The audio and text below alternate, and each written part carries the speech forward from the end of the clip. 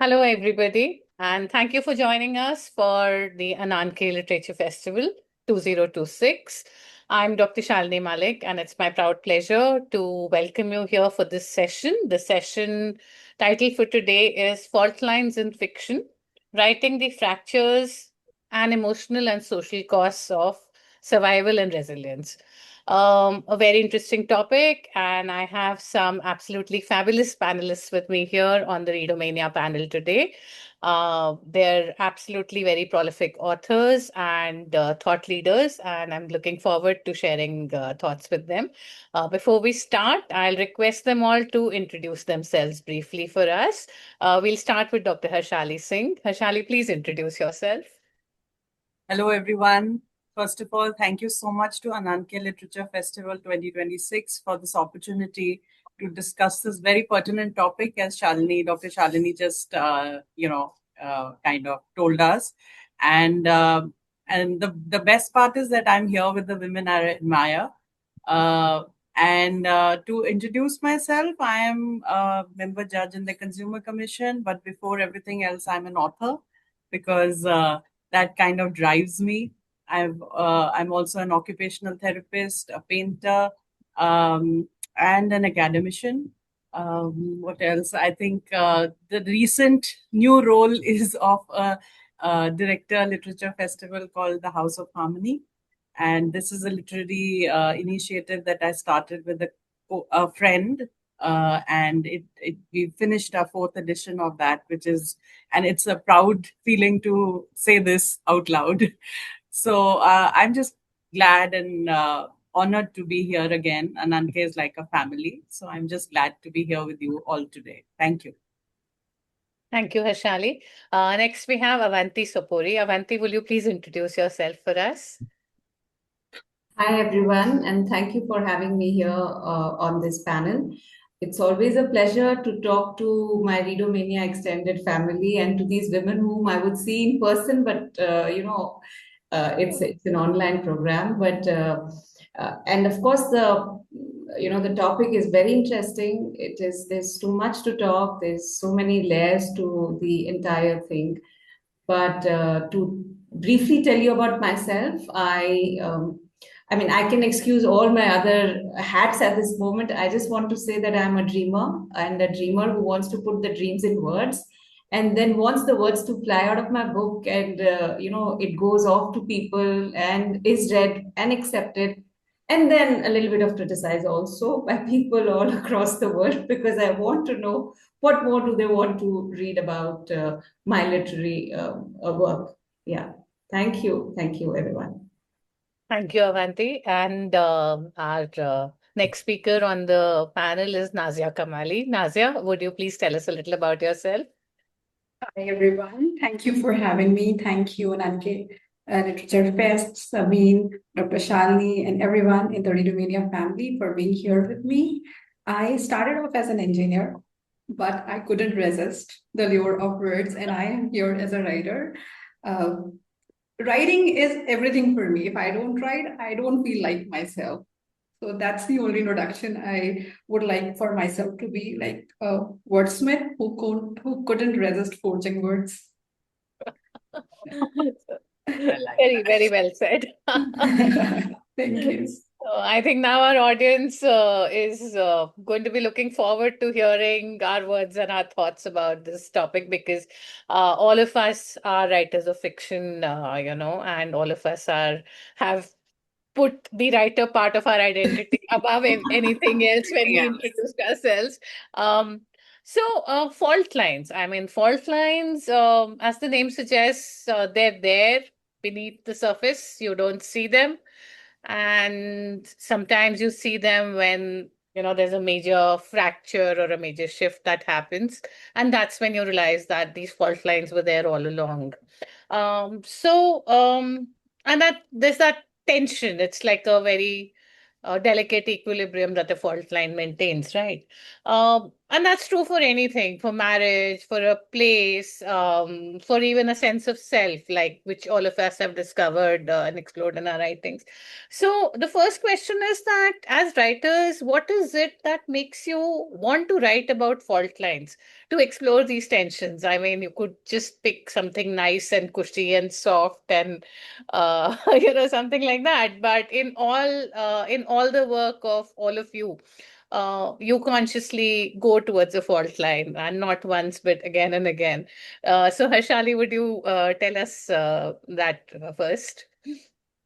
So, as I said earlier, it's a very favorite topic of mine because fault lines are exactly what I look for when I write.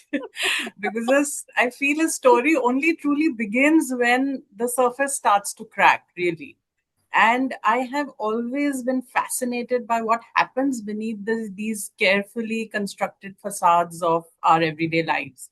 So whether it's a old family mansion like the Haveli that is holding decades of memories, a woman who's trying to navigate her independence, or maybe quiet kind of friction which comes with, as you were saying, with a long-standing marriage, uh, or even desires which have come to fruition.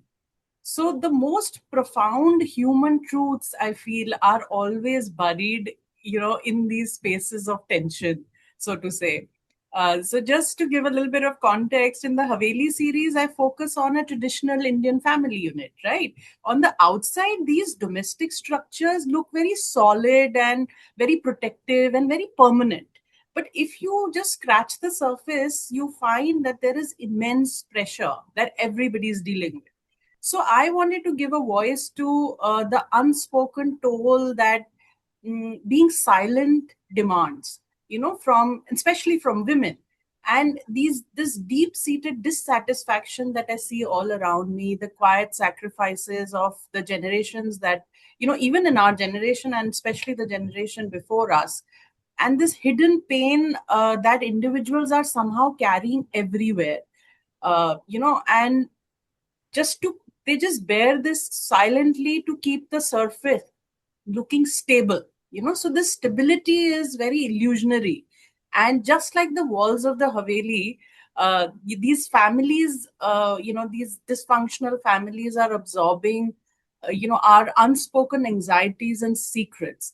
So I am drawn to writing about the moment, these walls can no longer, or walls or people can no longer contain the weight of this domestic facade.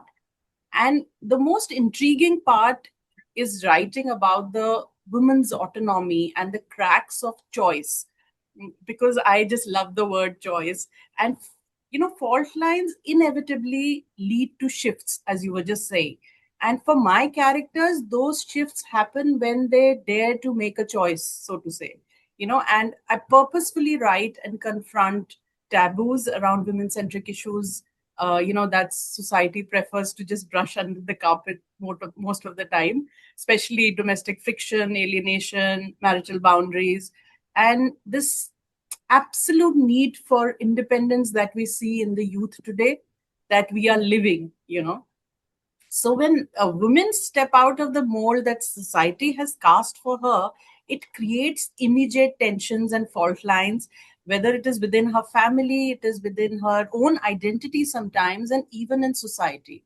So I think that is something that, that structure, so to say, which has to fracture for a woman to find her own breathing space, is something that I really like to write about, and especially the duality of the human nature. Those are a few of my very favorite topics to write on. So, just to summarize it, the surface may be beautiful, but if there is tension underneath, that makes us the real resilient and actually human. We are utterly human because of that tension and the fault lines and the tectonic shifts that we all go through in life at different stages. Yeah. Beautifully said, and a lot of food for thought there, right? Uh, so, Avanti, what about you? What makes you? I mean, we'll come to the fact that the fractures and the fault lines uh, you explore are geographical. We will, of course, speak about that in detail. But before that, but what makes you, again, like I asked earlier, go back to writing about fault lines? It's a conscious choice, right, that we make. So what is it that pulls you towards writing about fault lines and potential fractures? Uh, for me, unlike like Dr. Shalini said that she talks about in her stories, through her story, she talks about people and families and those relations. In my case, I get, as she said, I am drawn towards. I also somewhere am intrigued by this permanent fracture in a geographical location, a permanent rupture, which it seems nobody is willing to even fix it. So forget, a temporary bandage or a temporary first aid or anything of that sort. So I feel that something that has a wound that has been left open for the longest time has a human story to it. Forget the presence of forces, the presence of you know.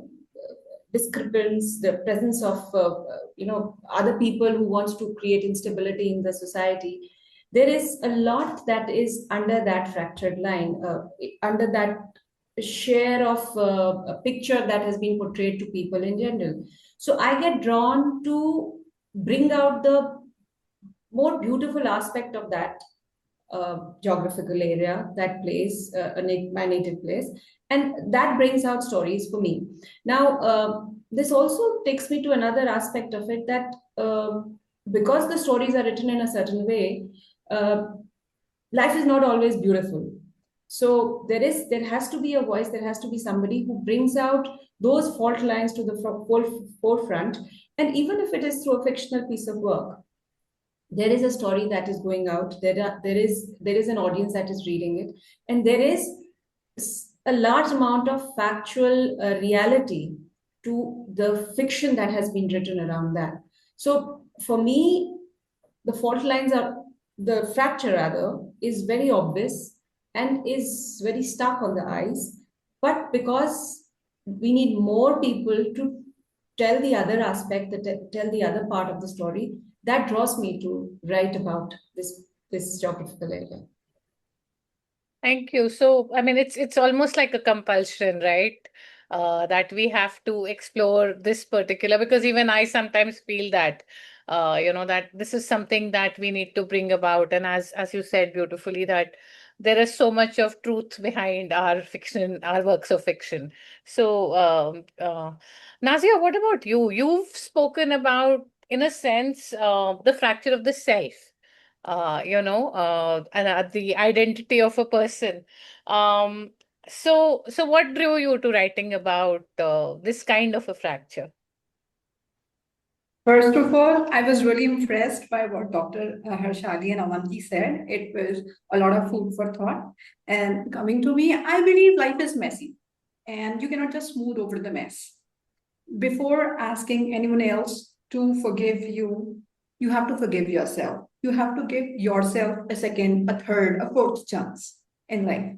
And for that, you have to look at your own fractures, look at your own faults, the problems, the issues you carry, and try to not resolve it, but look past it.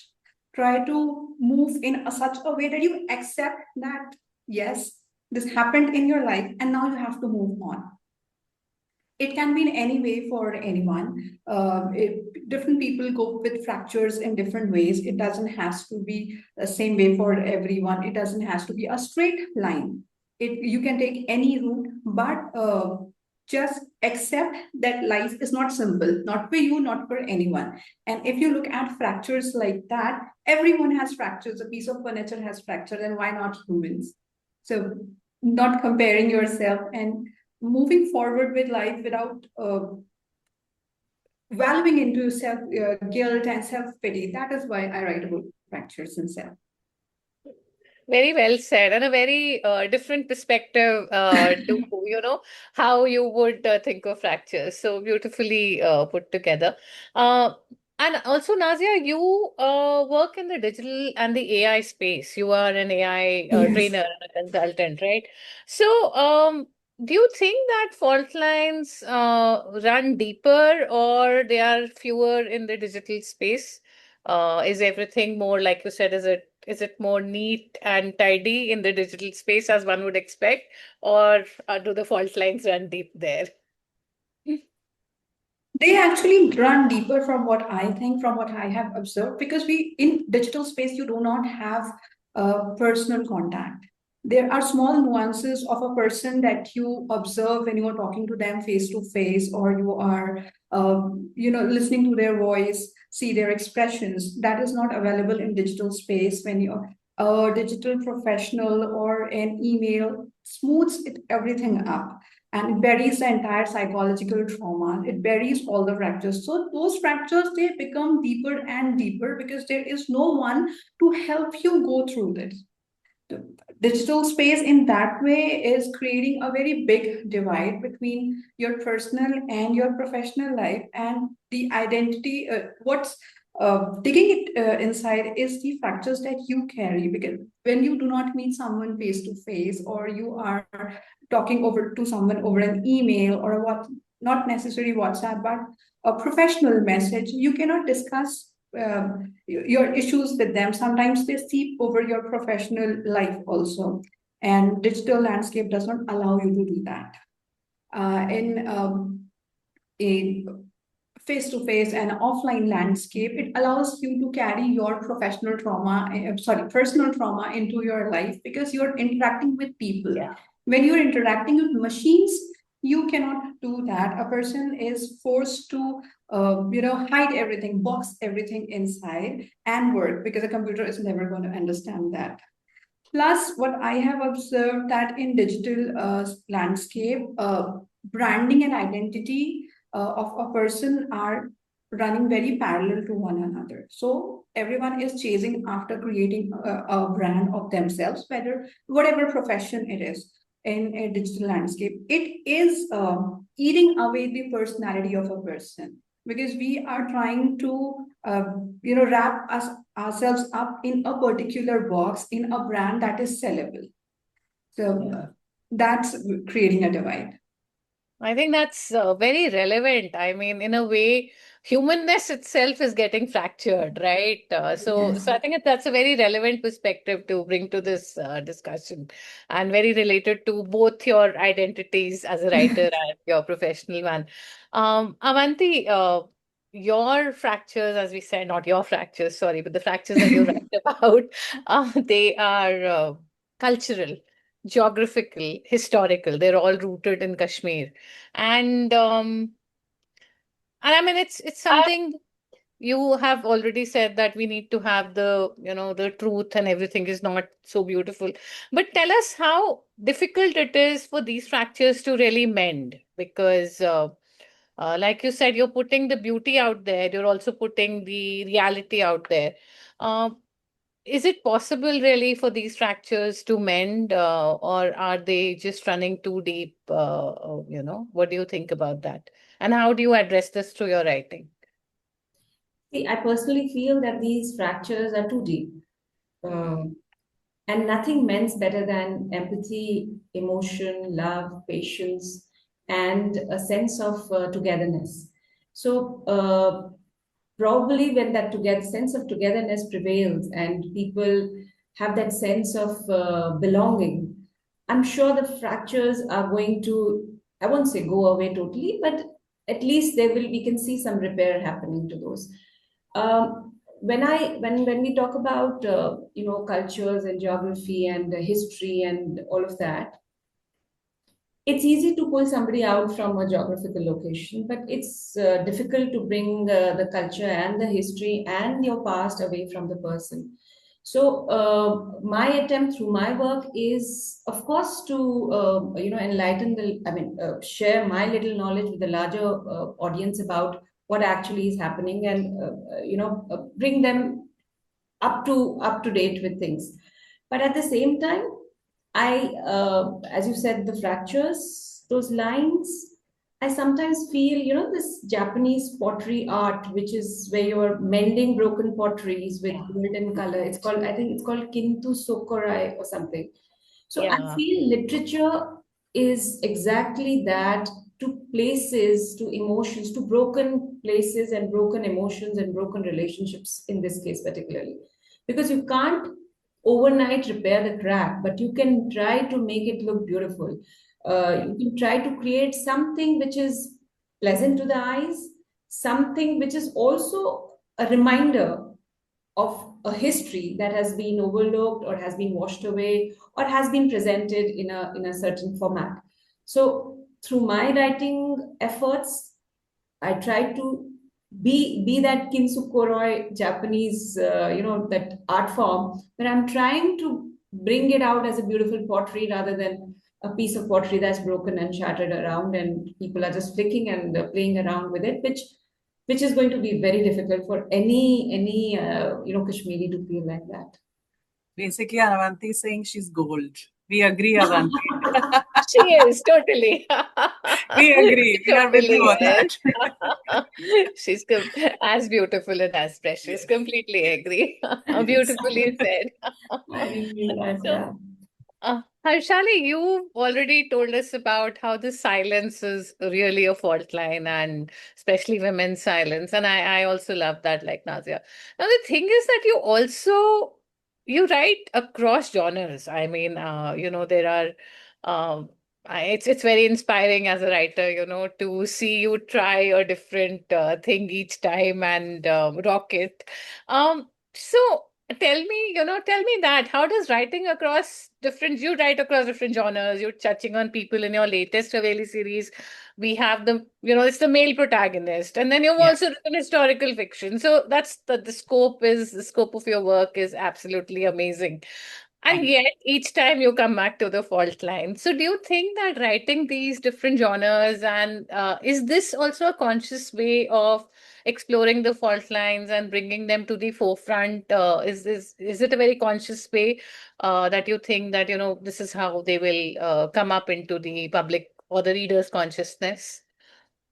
Yes, certainly. I think, first of all, thank you so much. I'm so glad you think that my books appeal to you and you like them. So that really Of means a lot. course. Coming Of from you, course. and coming from friends, it's always nice to hear. But to answer your question, Shalini, in my books, I think and stories also, I think I particularly or intentionally like to confront these taboos. When we look at a home or a marriage, we want to believe that it is a sanctuary. Now, but for far too many women, it becomes a prison where the walls are absorbing the immense amount of unvoiced pain, as I was just saying earlier also. So, both as a writer and as a woman of a certain age and lived experience, I feel there is this systemic weaponization of the words adjust and compromise. And from a young age, I feel women in a traditional structure are, conditioned to swallow their pain and to protect, the family's honor, so to say. It somehow always falls on the woman's shoulders. So phrases like "sahan kar lo" or "adjust kar lo," make it work. We've all heard it, and it's been through generations. So this conditioning, I feel, more often than not, it has normalized the abuse, which is forcing women to police her own boundaries. So she has started believing, a woman starts believing that that her suffering is actually simply her duty, and hence started normalizing this burden, which apparently is only hers to carry. So Yeah. the very place meant to offer her the highest security, the marital home, is often where the woman is the most vulnerable. So the outside world sees a very stable family, while inside this illusionary stable home, marriage, family, she is enduring systemic erasure. I mean, there's no other word that comes to mind right now. uh, you know which I think is the epitome of paradoxes for me. So when I write about marital rape or discord in the family, this is the least discussed, violations, because of this, this archaic notion of implied consent.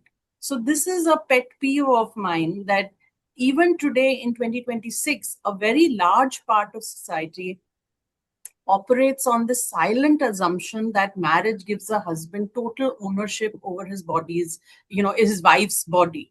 And this idea that a woman has the right to say no inside a marriage is still treated with shock and denial in many circles. So, because the loneliness that comes with this, as I was saying, the systemic erasure of a woman in a family, does not leave any physical scars.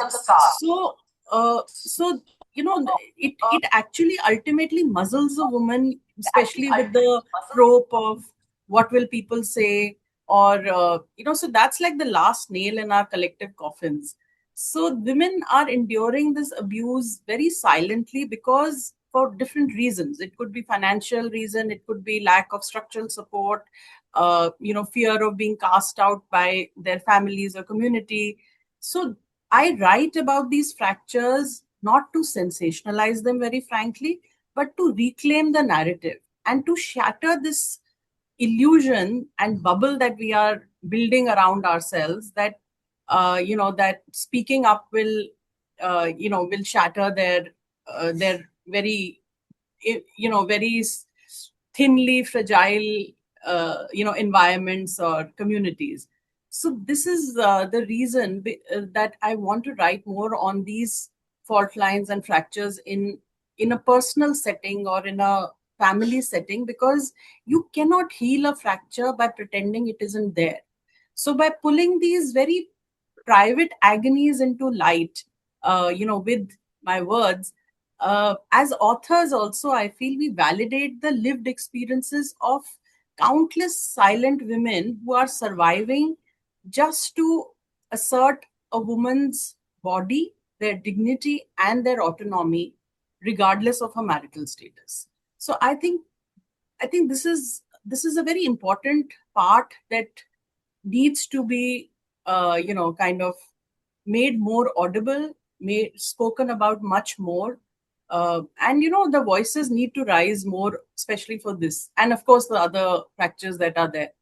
But I think this is mine, kind of. I've taken it upon myself to talk more about it, so to say.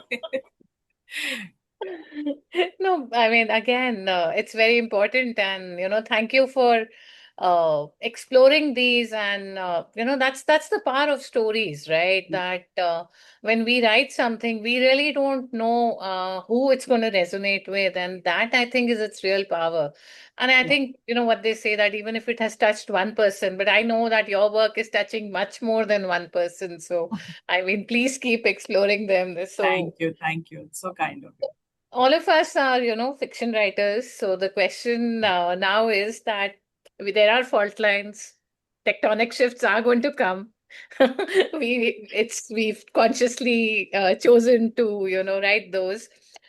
But when they do come, and this is about your writing process and also about, the arc of your books and your protagonist. So when the tectonic shifts do come, how do you let your protagonist handle it? Like, are you tempted to neatly resolve everything, close?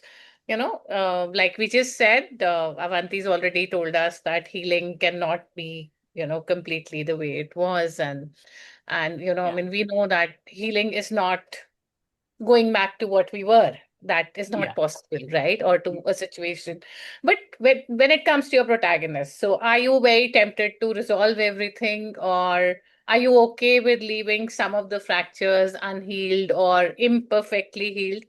And when you do resolve them, does the resolution have a cost? Do your protagonists have to bear any cost? Avanti, would you like to go first? Um, to me, we often hear that when writers write their books, they let the protagonists, the characters, do the job, and they just sit there and they just guide them, or sort of, tell them which direction to take. But it's easier said than done, because when you are in situations like those, you can't control them, and it's good not to control them, because end of the day they are not your stories. They are the stories of the plot that you decided to have, of the character who's playing the main role, the protagonist, or the other the other characters in the story. Because as writers, as fictional writers, we always try to, through our stories, we are trying to reflect a part of the society, whether it is about fractured relations, fractured self, or fractured physical location. So do we in that case agree that all these situations are perfect, have a very goody goody picture to it? They are not. I mean, they never, and they never should be, because even if I am resolving, I'm sure there will be something which will lead me to a loop, which will lead me to a fault, which maybe I haven't caught up in my literary, writing. But there is a reader who sees it. There is a critic, or there is an editor who will tell me that this is not right. You can't do it like that. So, and it's good to have those faults somewhere, because um, imperfections lead to perfections. Only when I see there is a flaw somewhere, get up to fix it. And because we don't live in a utopian world, those stories are not really going to do very well. Unless, of course, we want to presume that all our writings are leading us to a perfect world, then, of course, those stories are going to sell like hotcakes. But having said that, in when I write those stories, when I talk about my stories, I in most of my stories, I would want my character to finally, after all those upheavals and everything, go back to the homeland, live there, and he'd go back and live what he was living 30 or 40 years back. But that's not practical, and that's not possible. And I don't want to leave the reader with that illusion. So, and I want to leave the reader with something that he can add on and put on further and imagine further on from where I stop. So, to me, I do not want to and I do not want to deliberately, make those decisions for the protagonist, which I would want in real life to happen. Yeah. Thank you. So, yeah, I mean, absolutely. Even if they did go back there, they're not the same person. It's Not not the the same same place. person. So, it's not going Not to the pan same out place. that way, Yeah. right? In Greek mythology, there's this, if I'm, pronouncing the character correctly, Odyssey. So they say that when he went back to his homeland after even 10 years, he could not recognize himself. It's not Yeah. about just the place. It's also about how changed you are in those 10 years. How many emotions have you killed? How many memories have you deliberately put on the back front? Because you are living at this moment, you are living in the current to ensure that you are earning that bread and butter for your family. So that world of William Wordsworth and those gardens and miracles is a story that you have kept in your back burner, and that's not what you want to do at the moment. So it's not just a rupture of a place; it's also a rupture of emotions, memories, characters. So it's a broken person. So Odyssey was a broken man, emotionally, mentally, physically, when he goes back to his native place. So people change when they go back. It's not the same thing once they're there. Very true. Nazia, what about you? Do you want to resolve everything neatly? Again, you work in the digital space, so perfectly laid out things. When you're writing your fiction, do you really want to do that? Are you tempted to, or how do you like to do it? I begin my fiction with a mess. So, and mess is the reality for me in fiction, in real life, and also in the digital world. It might look all polished, but it's not in the background. So, no, I do not believe in resolving all the neat endings. Neat endings look nice, they give you a satisfaction. Yes, like we used to read fairy tales in school. But I think if we resolve everything very neatly in fiction, it is a betrayal of your character's experience. You are betraying your character's emotional truth if you are resolving everything very neatly, because the characters have changed throughout. As a reader, as a writer, a person changes.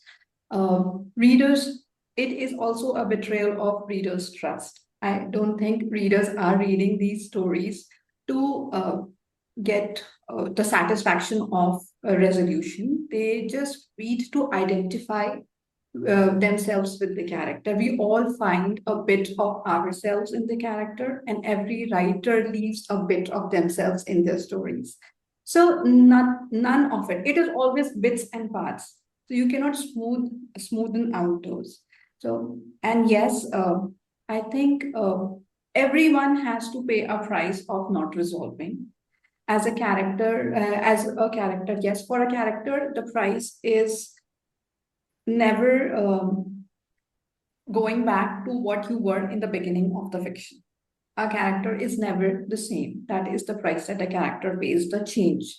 As a reader pays the price by thinking constantly about the character years after they have read the story. What if something like that had happened? What if the character has, taken a different decision? And for a writer, now the price is letting go of the idea of perfection. So we all have to pay the price. And I think that is the beauty of fiction. That is the beauty of writing, to have a safe space for every emotional dimension. Beautifully articulated, Nazia. I mean, I really, the fact that, even we are paying a price when we are writing those, I think every action has those ripples, we are changing, we are touching the world around us, and nothing's really going to go back to being the same. So I don't think we can keep harping about it, right? Harshali, I think you've already told us that many of the things that you write about are not going to be resolved. So, no, I will not be surprised by your answer to that part of the question. But I mean, you're writing about things which are not only are they, of course, very serious, but they've been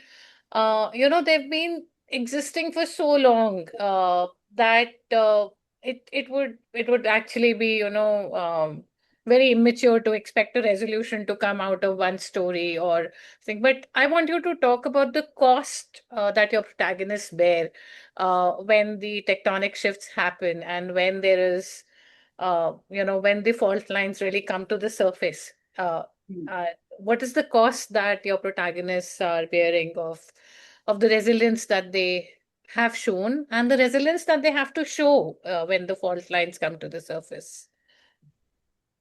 So, I think I write from a very lived experience. And so my life is a series of unclean endings. And I think that's why none of my characters get a very clean ending.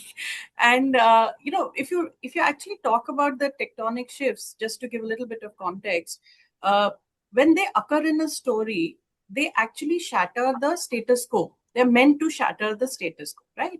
So if as an author, I sweep in with like a magical, perfect solution, it is cheating my character of their growth. And also I feel it insults the reality of the reader's own struggle, as Nazia was just saying.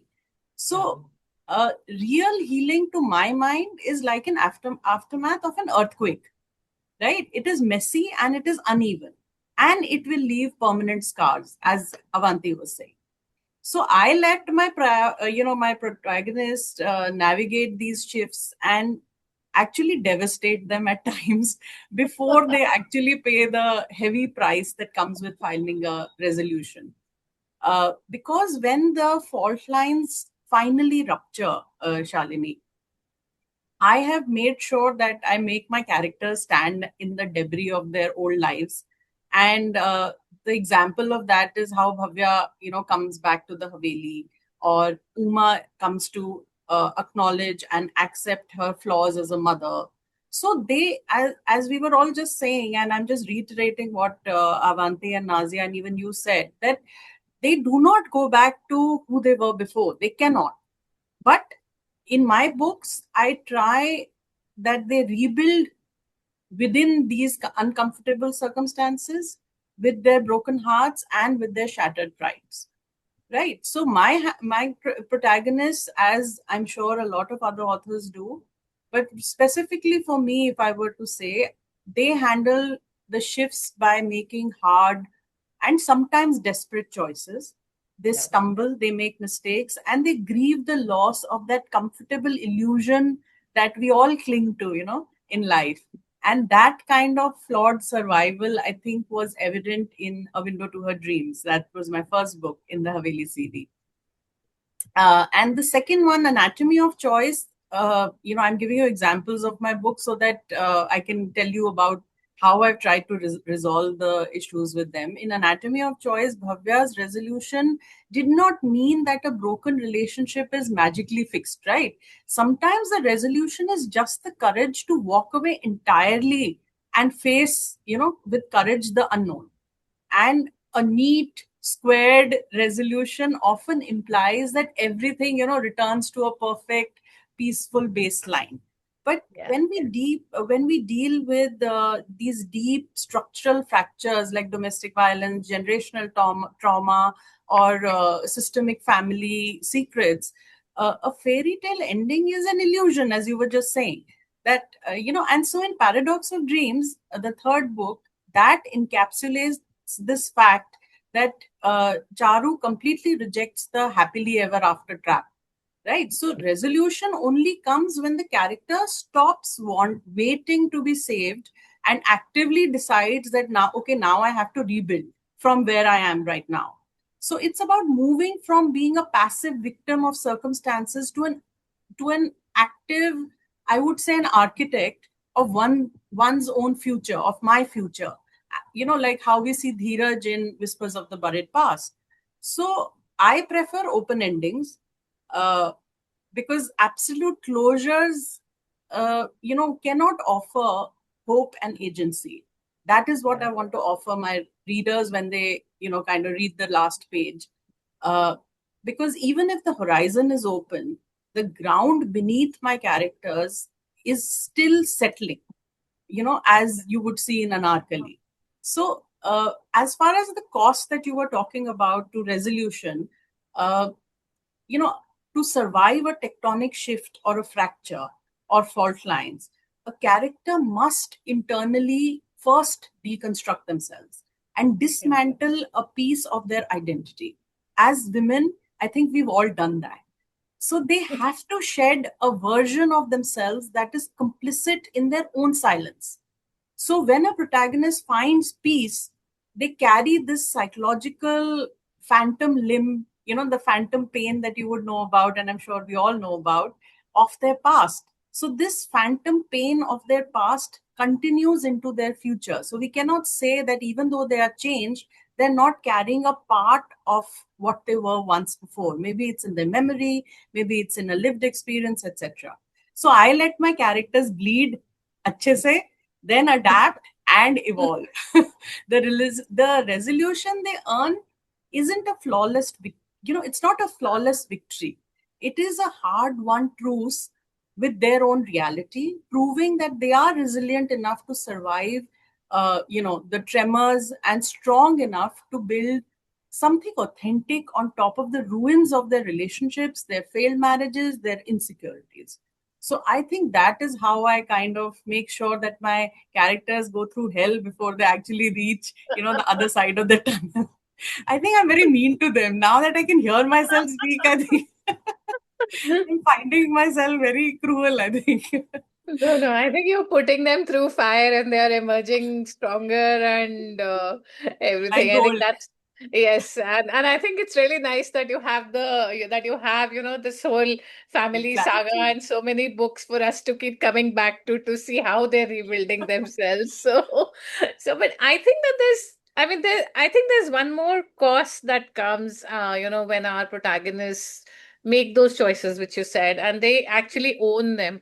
I think there's also loneliness because any strong character who's, as you said, standing on that debris or does not have a place to go back to, like in Avanti. I think that whatever you say and whatever you do, and that loneliness actually makes you stronger because you realize how much you've done alone, and you're True. ready for whatever's next. So that was just my thought, Yeah. when No, you were speaking. Actually, from absolutely. Dr. Shalini's, conversation, I just also realized that it holds true for places.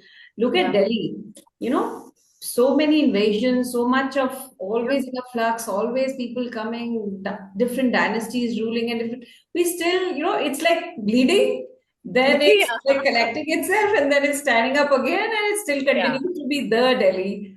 So Yeah. yeah, it holds true for characters as well. You Yeah. make them, and you in your family sagas, you really make them go through that fire, as Dr. Shalini said. So Yeah. and that's also in a way real storytelling for us, because we all go through fire in our personal private lives. It's always, That's true. we're not what we were 5 years back or 10 years back, or even you know, a couple of months back. So things do But change us. just to add to that, though I completely agree with all of you that we are new people when we either go back or when we have evolved into another person. But I still believe that I carry all the different Harshalis I was through the ages, Yeah. with me while I'm moving forward. And there are times when I truly, have this internal dialogue with the younger one and say, oh my god, what did you do, and those kind of things. So I think in some form or manner that's how my characters are, that though they have evolved, there are all these different evolutions or movement, like like energy, they are carrying along with them.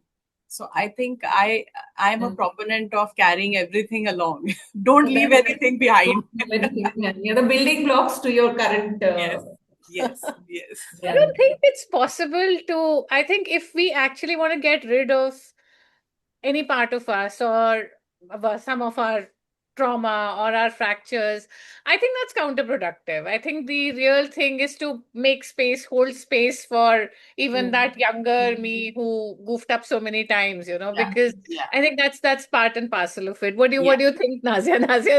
Nazia's so much younger that She's I'm younger. just wondering if she has another perspective. So what do you think, Nazia? I think it's easier to transfer a trauma to a character as compared to carrying it inside. Very true. And it's very therapeutic also. Yeah. It also gives you time to think about alternate endings. What if something like that? I have made a different decision. What if my character had? You can always rewrite characters. The beauty of fiction is you can always go back and rewrite if you don't like something. Yeah. So you can make your character stronger, better, make them make worse choices so that they are in a deeper pit, so that they have to climb harder and come out better and stronger. So that's one way of looking at it. And of course, That's Dr. Harshali. Yeah. I think that's a very empowering thought as a writer and as a person that Nazia is leaving us. Yeah, absolutely. And also, I think once I was talking to a group of women, and as you were once, I think you said in the beginning that it is the greatest joy when a reader relates to your character, and when a reader comes up to you and says that, oh, I never saw it like that, and when I read your book, I thought, oh, I could maybe look at it from this perspective. And that is very heartening as a writer, because that tells you that even though you don't have all the solutions in your life, maybe some what you've written finds a way to affect or kind of be relatable to somebody else who might take away. You just don't know how they're interpreting your words, so it's always a good feeling to know that. So I'm with you, Nazia. Absolutely, and that's the power of writing, and that's where the power of festivals like this one and the importance of having conversations like these comes in, because you never know whom you're touching where. So I think those are all lovely thoughts to end the session. Would anyone else like to just add something to conclude? I think these are lovely I'd thoughts like to to close. say Yes, Nazia. something, Yes, if it's Nazia. all right. Yeah, of course. First, I really learned a lot from you. And something that just stuck to me is by writing as writers, as women authors, we have a chance to challenge the inherited narratives.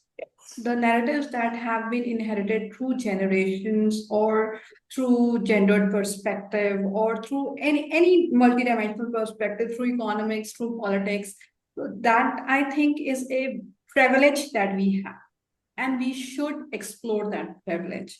Giving people an alternate view, imagining alternatives. Like when Lady Chatterley's Lover first came, it was banned. It was badly talked about. I read a few reviews, older reviews, but today it's a piece of art.